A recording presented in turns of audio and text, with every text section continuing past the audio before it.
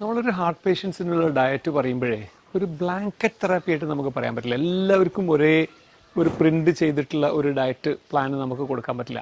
അത് ഇൻഡിവിജ്വലൈസ്ഡ് ആവണം. കാരണം ഈ ഡയറ്റും നമ്മുടെ ഒരു ചില പാരാമീറ്റേഴ്സ് നോക്കുമ്പോൾ മുഖ്യമായിട്ടുള്ളത് ആ ഒരു പേഷ്യൻ്റ് ആക്ച്വലി ഓവർ വെയ്റ്റ് ആണോ, അതല്ലെങ്കിൽ പേഷ്യൻ്റ് ഹൈ ബ്ലഡ് പ്രഷർ ഉണ്ടോ, ഹൈ കൊളസ്ട്രോൾ ഉണ്ടോ, അതല്ലെങ്കിൽ ഷുഗർ ഉള്ള പേഷ്യൻ്റ് ആണോ, ആ പേഷ്യൻ്റെ ജീവിത ശൈലി എങ്ങനെയാണ്, ഒരു ഫിസിക്കലി ആക്റ്റീവ് ആണോ എന്നത് കൂടി കൺസിഡർ ചെയ്തിട്ട് മാത്രമാണ് നമ്മൾ ഈ ഡയറ്റ് പ്ലാൻ പറയേണ്ടത്. പക്ഷേ നമ്മുടെ ഒരു ഹാബിറ്റ് നമ്മുടെ നാട്ടിൽ എങ്ങനെയാണെന്ന് വെച്ചാൽ, ഹാർട്ടിൻ്റെ പേഷ്യൻ്റ് ആണെങ്കിൽ എല്ലാവർക്കും ഒരേപോലെ ഭക്ഷണ രീതി പറയും. നമ്മൾ ഇറച്ചി പാടില്ല, മീൻ പാടില്ല, പൊരിച്ചത് പാടില്ല, എണ്ണ പാടില്ല, നെയ്യ് പാടില്ല എന്ന് പറയുന്ന ഒരു രീതി ശരിയല്ല. നമ്മൾ ഇൻഡിവിജ്വലൈസ്ഡ് ആയിട്ട് അസസ് ചെയ്തിട്ട് വേണം നമ്മൾ പറയേണ്ടത്.